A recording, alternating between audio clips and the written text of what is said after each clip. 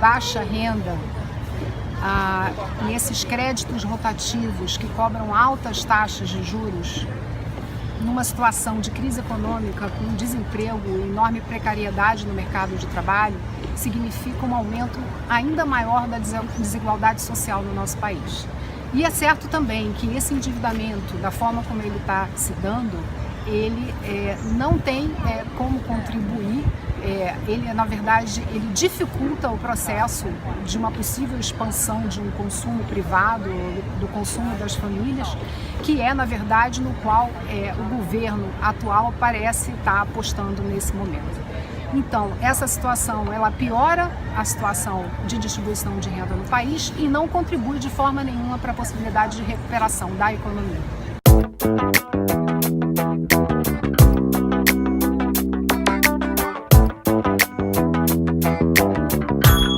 Os dados do Banco Central demonstram para a gente que o saldo emprestado em cheque especial foi em torno de 26 bilhões no último mês de outubro, com 20 milhões de usuários, e o saldo do cartão de crédito está em torno de 40 bilhões.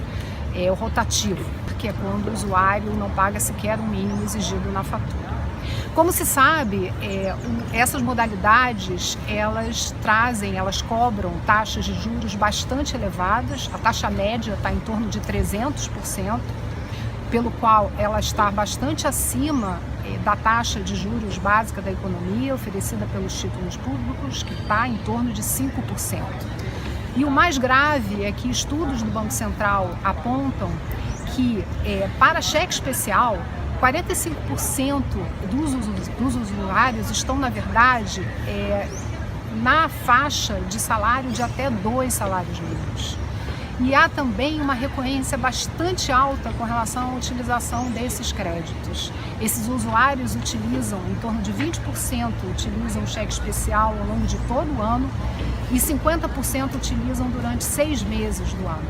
A situação do cartão de crédito também não é muito diferente, com a utilização de faixas de usuários que estão em faixas de renda também mais baixas, e a gente percebe também uma utilização daqueles que têm uma situação mais precária no mercado de trabalho, porque na verdade são famílias de baixa renda que se endividam nessas modalidades, que diante da crise econômica, de uma situação de desemprego e de queda no seu rendimento, elas se endividam a taxas de juros muito altas e ficam, na verdade, numa situação financeira ainda pior. A justificativa dos bancos para a cobrança dessas taxas elevadas, ela é de que há um nível de inadimplência muito alto por parte dos usuários. Mas é importante de destacar que alguns estudos do Banco Central demonstram que, apesar de que o cheque especial, por exemplo, represente somente 1% da carteira de crédito do sistema bancário como um todo, ele na verdade contribui com 10% para a margem de juros, os juros recebidos menos os juros pagos, já líquidos das despesas e das provisões. Portanto, eles contribuem muito mais do que, na verdade, eles representam na carteira, não é? E alguns analistas, inclusive, apontam também que a concentração do setor bancário em poucas e grandes instituições, na verdade, seria um fator de explicação para o comportamento e para os resultados que esse setor apresenta no nosso país. De qualquer forma, o Banco Central ele tem implementado mais recentemente medidas que parecem demonstrar que realmente sim, há um entendimento de que existe um problema nesse campo. Em 2017, 2018, algumas resoluções procuraram remodelar essa modalidade do cartão de crédito, mas realmente os resultados não foram muito positivos. A gente consegue perceber que ao longo dos últimos anos, as taxas de juros dessa modalidade, inclusive durante alguns períodos, ela chega a subir, o que significa que ela está realmente muito na contramão de todo o processo de queda da taxa de juros básica da economia. Mais recentemente, o Banco Central implementou, no último mês de outubro, as resoluções 4762 e 4765, que visaram remodelar a modalidade de cheque especial. Determina um teto de 8% e a possibilidade de uma cobrança de tarifas.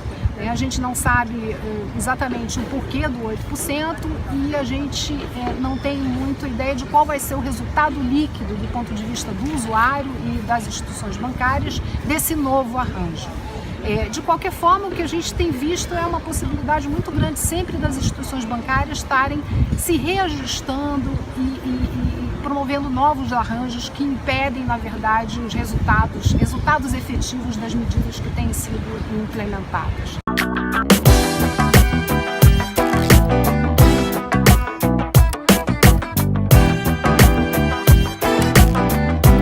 Essa situação, ela piora a situação de distribuição de renda no país e não contribui de forma nenhuma para a possibilidade de recuperação da economia.